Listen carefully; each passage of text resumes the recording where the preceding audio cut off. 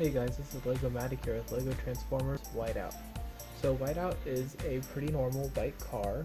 He can roll around, as you can see, with these very fancy wheel caps here. And he does roll around pretty easily, although he is sort of flexible, so he does drag a bit on the bottom. Then come over here, he has car doors that open a little bit, not too much though. That sort of ended up being a byproduct of his transformation. Come around to the front, see he has headlights down here, a little bit of headlights right there.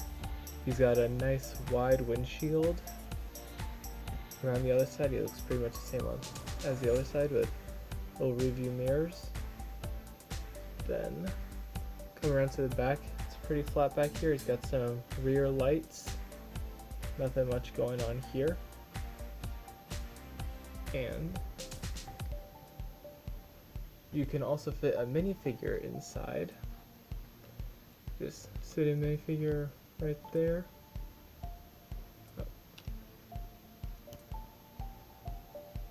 She must not like sport cars because she looks very angry.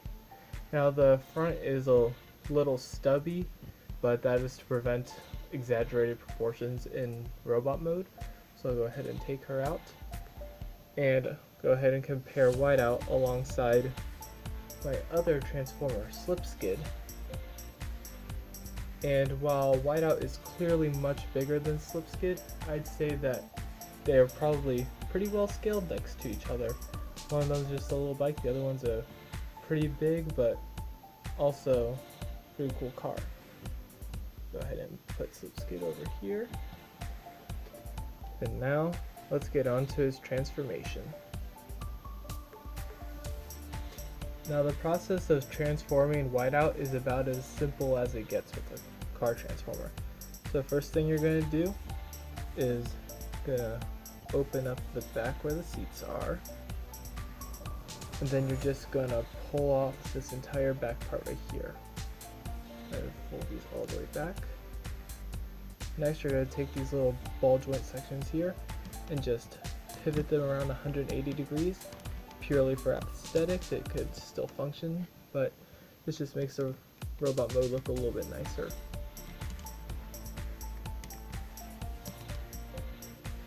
Alright, once we have that done, then we're going to go ahead and split the back section in half.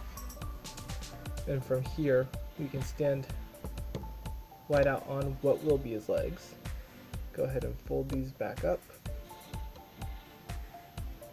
And that'll sort of be like his kneecaps.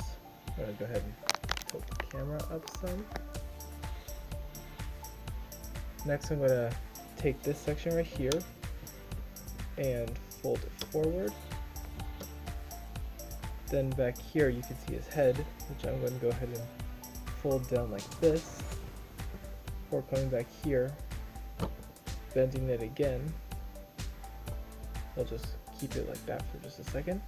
We can go ahead to the arms, fold these out, which used to be the car doors. Then from there we have to sort of tuck his head underneath, so you can see it right there. Disconnected there for a second. And his legs are sort of collapsing, got to straighten those out again. There you can see his head. Pull the steering wheel out of the way.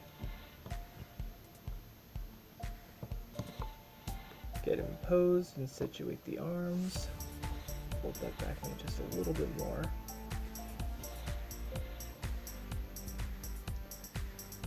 And there you have Whiteout in his robot mode.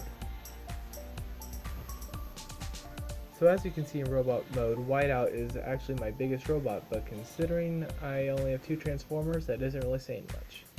So start down here at the legs. He's got these big stomping boots with the wheels down here, the little skinny connectors. So as you can tell, he isn't really that athletic, sorta. He's got these lanky arms sort of coming down here. And then something unique about him is that his head actually pops out from underneath the dashboard while keeping like most of the front of his car mode up at the top, which I thought was sort of unique to him, gives him a little bit more character. And then for articulation, he can move his legs pretty well. They're on ball joints. He's got these little knee coverings right here, which you can move up and down. His arms here can move out and up and down like this, and a little bit in and out. And then he doesn't have any waist movement, and his head can move up and down due to the clip that it's on.